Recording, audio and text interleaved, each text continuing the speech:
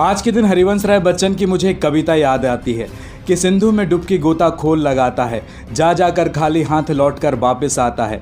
मिलते नहीं सहज ही मोती गहरे पानी में, बढ़ता विश्वास इसी हैरानी में। आखिर उसकी मुट्ठी हर बार खाली नहीं होती और कोशिश करने वालों की कभी हार नहीं होती, कभी हार नहीं होती। नमस्कार, मैं हूं आपके साथ में भूपेंद्र सिंह और आप रिपब्लिक सागर मीडिया का एक एक्सक्लूसिव कार्यक्रम देख रहे हैं। आज हमारे साथ में है मध्य प्रदेश शासन के पूर्व मंत्री, पीडब्ल्यूडी डिपार्टमेंट जिनके हाथ में था, आज हमारे साथ में है नारायण प्रसाद कबीरपंथी जी और राष्ट्रीय उपाध्यक्ष कैंट बोर्ड के वीरेंद्र पटेल जी। तो सर, बहुत बहुत स्वागत है आपका हमारे इस चैनल पे। भूपेंद्र जी, आपका भी स्वागत है। ऐसा सागर में पहली बार हुआ है जब सागर और बुंदेलखंड का कोई व्यक्ति देश के महामहिम राष्ट्रपति जी से मुलाकात कर आया है। तो सबसे पहले सर, बहुत बहुत स्वागत है आपका हमारे इस चैनल पे। जी, आपका भी बहुत बहुत स्वागत भूपेंद्र जी।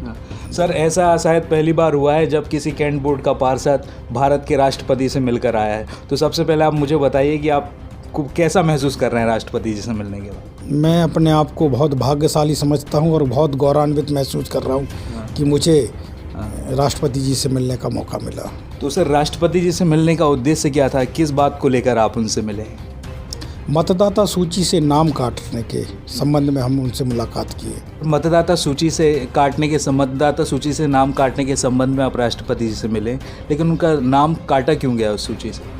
पचमढ़ी कैंटोनमेंट बोर्ड में एक फैसला आया था जो पचमढ़ी कैंटोनमेंट बोर्ड के लिए था कि इनक्रोजर वोटर नहीं होगा। उसके कारण से वही फैसला पूरे देश में लागू कर दिया गया, जिसमें हमारा सागर कैंटोनमेंट बोर्ड भी आहत हुआ और हजारों की संख्या में हमारे छावनी परिषद से वोटर लिस्ट से नाम काट दिए गए। सर, जब अब देश के राष्ट्रपति जी से मिले, रामनाथ कोविंद जी से, और आपने कैंट बोर्ड का मत रखा और जनता को जनता से ये हक छीना जा रहा है कि वो पार्षद को वोट नहीं दे सकते, और वहीं दूसरी तरफ विधानसभा और लोकसभा में होने वाले चुनाव में उम्मीदवारों को वोट दे सकते हैं। तो जब आपने उनका मत आपने उनके सामने रखा तो उनका आश्वासन क्या रहा राष्ट्रपति महोदय जी? मुद्दा गंभीर था और यह मुद्दा महामहिम राष्ट्रपति जी के सामने ले जाना अति आवश्यक था। विषय कैंटोनमेंट एरिया में जो भूमि पर अपना अतिक्रमणधारी उन्हें कहें, या हम तो ये कहेंगे कि वो 4 पीढ़ियों से जिस भूमि पर काबिज हैं, उस भूमि पर यदि उन्हें अतिक्रमणधारी कह के, और एक जो मुझे संज्ञान में लाया गया कि पचमढ़ी कैंट बोर्ड के द्वारा यह निर्णय हाई कोर्ट में हुआ कि बाहर के लोगों के नाम जुड़ने के कारण इस पर निर्णय हाई कोर्ट ने दिया कि जो अतिक्रमण या बाहर से आए लोग जिनके नाम जुड़े हैं, इन्हें वोट देने का अधिकार नहीं है। उस मामले को कैंट बोर्ड से जो प्रतिनिधि हैं वह भी सुप्रीम कोर्ट गए। सुप्रीम कोर्ट में भी यह निर्णय यथावत रखा, ऐसा मेरी जानकारी में आया। एक और चीज़ सर पूछना चाहते हैं कि जैसे अगर जबलपुर हाई कोर्ट ने एक डिसीजन दे दिया कि वहाँ की जनता पार्षद के चुनाव के लिए मत नहीं डाल सकती, जब कोर्ट का डिसीजन आ गया उसके बाद आप राष्ट्रपति से मिले, क्या ये कह सकते हैं कि राष्ट्रपति का आदेश होने के बाद या सुप्रीम कोर्ट के अगेंस्ट में ये फैसला जा सकता है क्या? नहीं, ये सिस्टम है, ये मूल अधिकार है। जनता का, जो भी भारत देश का नागरिक है, उसे वोट देने का अधिकार है। उसी व्यक्ति को लोकसभा, विधानसभा, नगर पालिका, नगर पंचायतों में यदि वोट देने का अधिकार है, तो कैंटोनमेंट में क्यों अधिकार नहीं है? उसके लिए कैंटोनमेंट के जो भी प्रतिनिधि हैं, भाई वीरेंद्र जी जो पार्षद हैं, ये लोग सब हाई कोर्ट गए।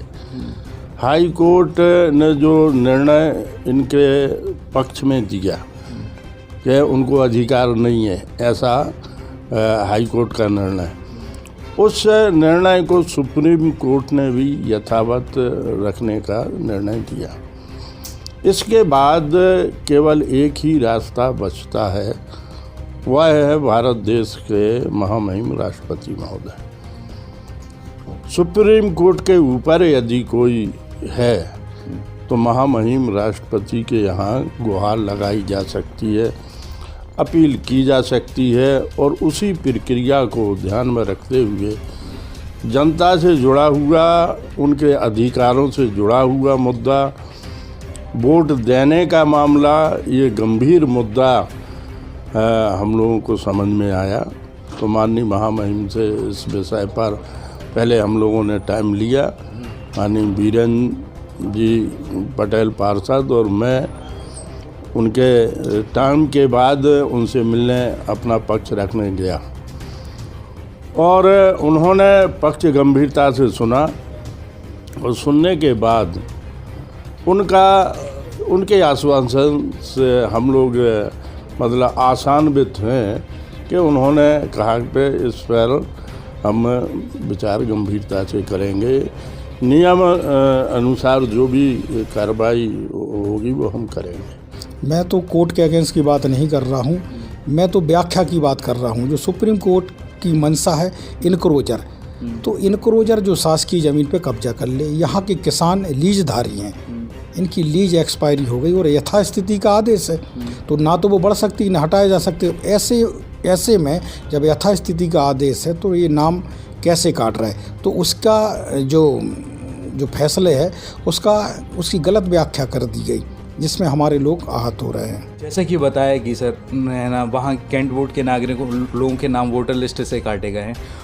नाम काटने के अलावा और कौन कौन सी प्रशासनिक कार्रवाई उन पर होनी है? उस फैसले में लिखा है कि इनके नाम काटना ही नहीं, नाम काटने के बाद इनकी बेदखली करने की जवाबदेही भी परिषद की होगी, प्रशासन की होगी। आज लोग जागरूकता की कमी है, वो इस बात को नहीं समझ पा रहे हैं कि कितनी बड़ी कार्रवाई उन पर होने जा रही है। सर, जैसा कि जबलपुर हाई कोर्ट का जो आदेश है वो मैंने भी पढ़ा है, उसमें स्पष्ट रूप से लिखा हुआ है कि जनता जी की इस वोटों में नाम भी काटे जाएंगे, यानी कि कोई भी पार्षद के लिए वोट नहीं दे सकेगा। उसके साथ साथ उनको वहां से बेदखल भी किया जाएगा, जैसा कि आपने बताया।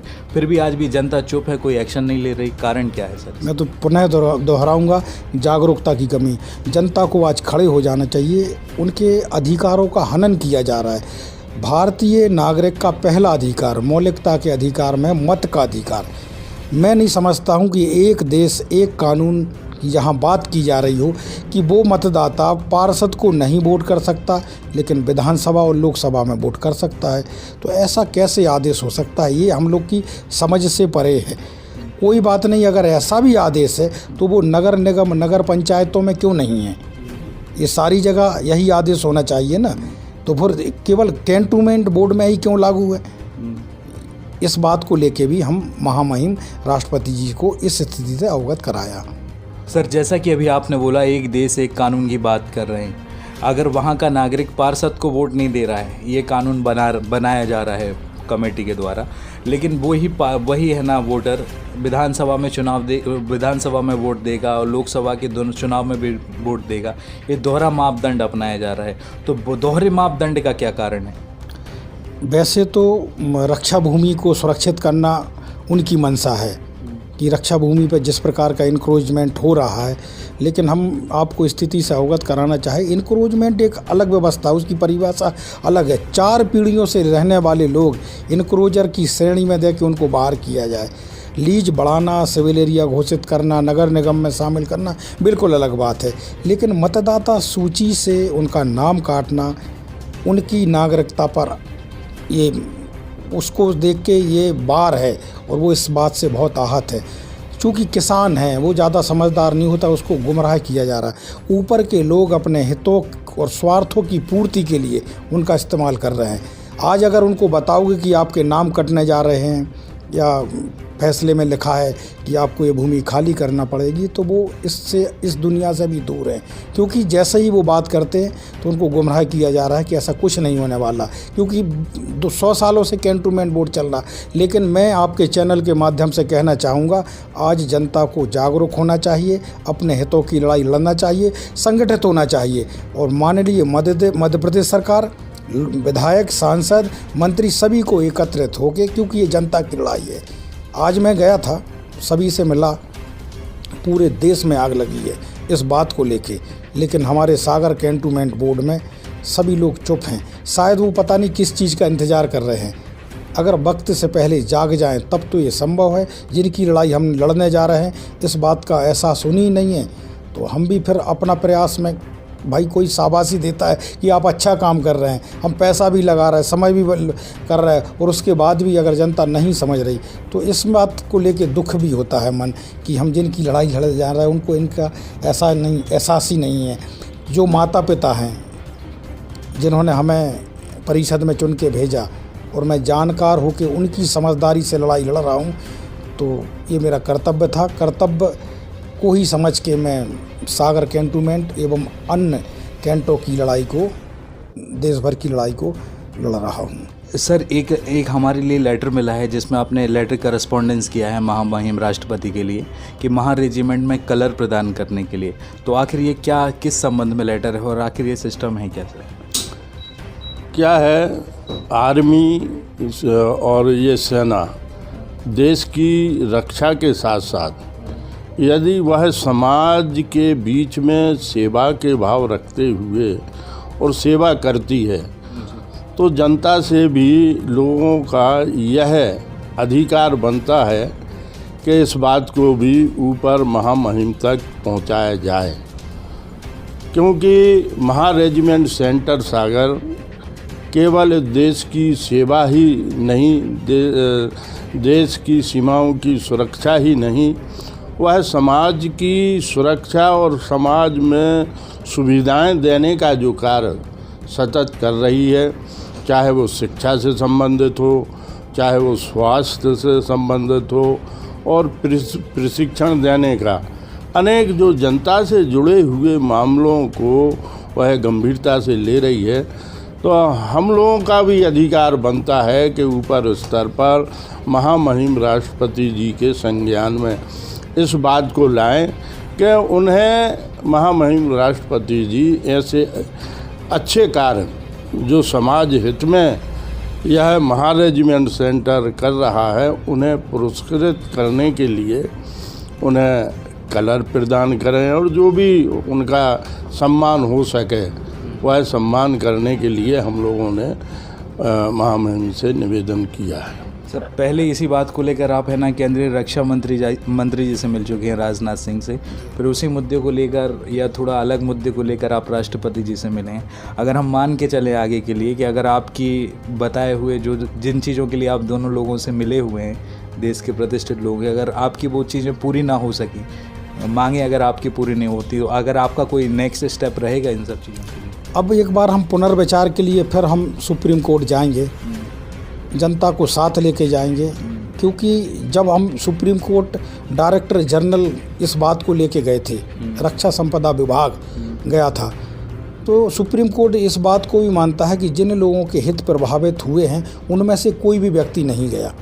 तो अब हम हज़ारों लोग वहाँ जाएंगे, क्योंकि हित प्रभावित हम सब लोगों के हुए हैं, तो माननीय सुप्रीम कोर्ट भी इस फैसले पर पुनर्विचार कर सकता है। अगर हम एक देश और एक कानून की बात करें कि कैंट बोर्ड की जनता पार्षद को वोट नहीं दे सकती, लेकिन विधानसभा और लोकसभा के चुनाव में उम्मीदवारों को वोट से दे सकती है, और इसी के अगेंस्ट में यहाँ से कैंट बोर्ड के राष्ट्रीय उपाध्यक्ष वीरेंद्र पटेल, देश के केंद्रीय मंत्री राजनाथ सिंह और देश के राष्ट्रपति को रामनाथ कोविंद जी से मिले हैं और अपनी समस्याएं उनको बताई हुई हैं। अब देखते हैं कि जनता आखिर अब आगे भी चुप बैठी रहती है कि इसमें जनता का कोई रिएक्शन आता है कि उनको हक पार्षद के चुनाव में भी दिया जाए, विधानसभा में दिया जाए या लोकसभा में भी दिया जाए। अब जनता इनके साथ में कितना सपोर्ट करती है। इसी के साथ में मैं भूपेंद्र सिंह ठाकुर, रिपब्लिक सागर मीडिया की ओर से आप सभी से विदा लेता हूं। जय हिंद, जय भारत। अगर आप ये वीडियो YouTube पर देख रहे हैं तो हमारे चैनल को सब्सक्राइब करें और बेल आइकन को दबाना ना भूलें। अगर आप Facebook पर ये वीडियो देख रहे हैं तो हमारे पेज को लाइक करें। दुनिया के सबसे बड़े और आधुनिक प्लांट में हर बारीक परीक्षण से गुजरकर साइंस, टेक्नोलॉजी एंड डिजाइन के अद्भुत मेल से बना है सोनालिका ट्रैक्टर। एक ऐसा ट्रैक्टर जिसमें है जबरदस्त पावर। सोनालिका ट्रैक्टर्स में है HTM इंजन जो दे ज्यादा माइलेज, ज्यादा पावर और ज्यादा स्पीड। हर किसान की आन बान और शान। तो जीत लीजिए ये दुनिया अपने सच्चे साथी सोनालिका ट्रैक्टर्स के साथ। सबसे कम डीजल, सबसे ज्यादा पावर और सबसे ज्यादा रफ्तार का ही नाम है सोनालिका ट्रैक्टर्स, साथ ही हर जीत का। तो फिर देर किस बात की है, आज ही संपर्क करें साक्षी ट्रैक्टर्स एंड मोटर्स, अधिकृत विक्रेता सोनालिका ट्रैक्टर्स, वीरेंद्र पूनम पटेल, कृषि उपज मंडी के आगे, खुरई रोड, सागर, मध्य प्रदेश।